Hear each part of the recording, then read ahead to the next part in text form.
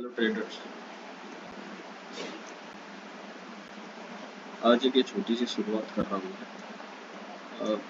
मैं लगभग 1 डेढ़ 2 साल से ट्रेडिंग कर रहा हूँ, लेकिन अभी तक प्रॉफिटेबल नहीं हो पाया। उसके अंदर मुझे कुछ अपने अंदर कुछ कमियाँ दिखाई दी।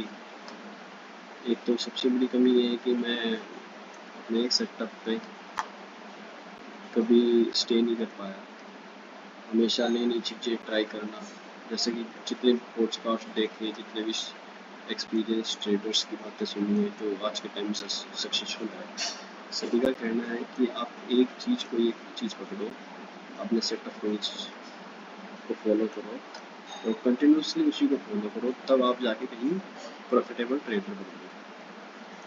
और 1 डेढ़ 2 साल में शुरुआत जब मैंने की तब मैं काफ़ी अच्छा रहा मेरा। मैं अपना ब्रेकडाउन पे ही ट्रेडिंग करता था, तो मैं ट्रेड भी कम करता था।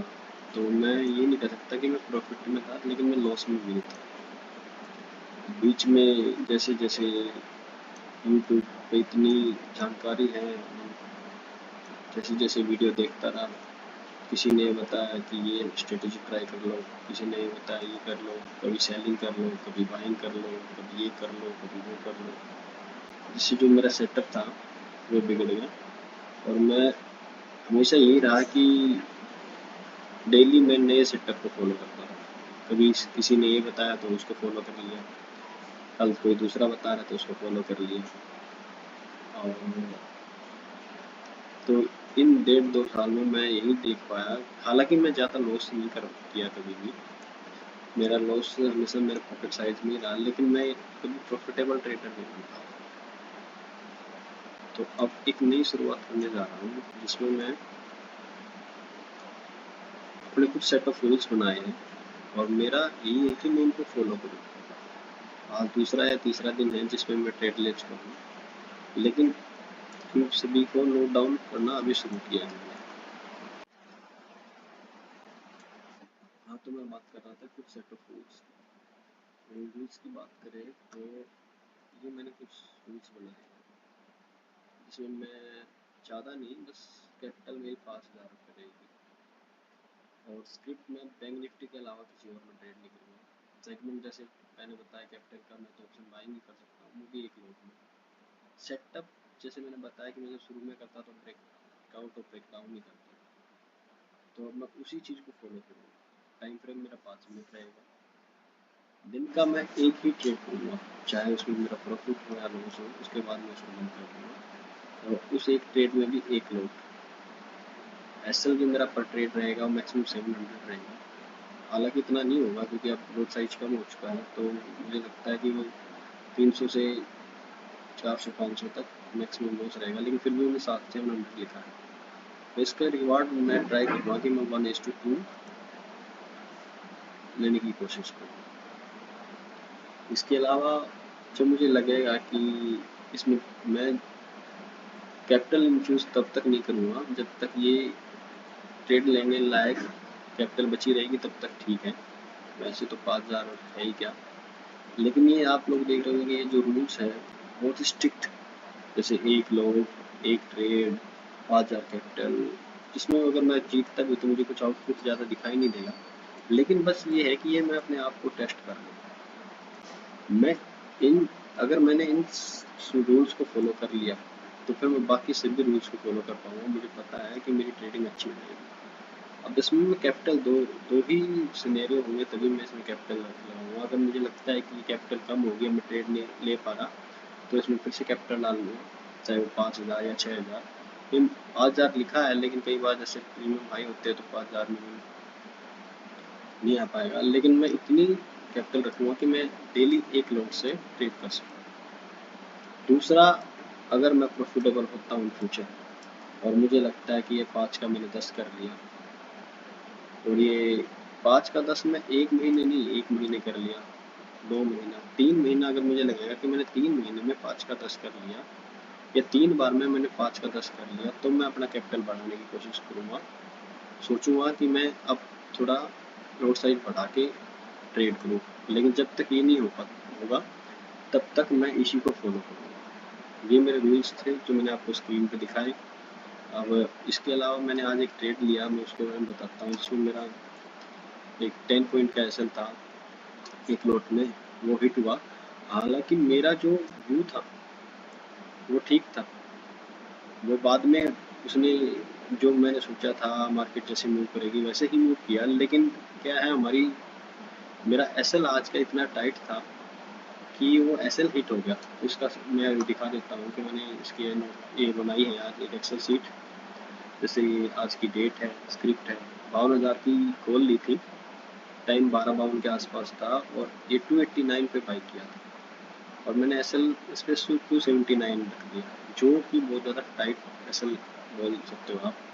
कम से कम 20 पॉइंट का तो एसएल होना ही चाहिए था, जिसका नुकसान मुझे आज हुआ कि मैं ये एसएल मेरा जल्दी हिट हो गया और मैं बाहर निकल गया।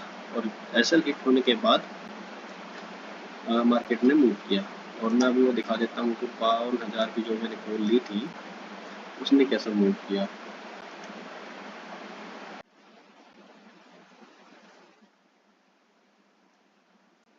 तो भाई मैं बता रहा था कि मैंने ये जो ट्रेड लिया उसका क्या मतलब क्या था, तो मैं उसके पीछे की समझ थी वो ट्रेड को मैं बता रहा था। जैसे मार्केट ने पहले मूव किया आज पेपर को ऊपर मूव किया और मूव करने के बाद आप ये देख सकते हो कि ये एक मूव था, तो उसको पहले दिन से देखते चले।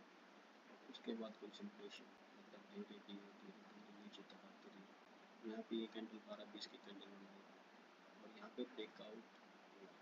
ब्रेकआउट होने के बाद आप उसको कोरियन फ्लैग बोल सकते हो या ट्रेंड लाइन मान सकते हो कि भाई ये जैसे कि मार्केट अप ट्रेंड में चल रही है, तो मेरा व्यू था कि मैं अगर ट्राई करूँ तो ऊपर का ही ट्रेड करूँ, ट्राई करूँ ऊपर जाऊँगा।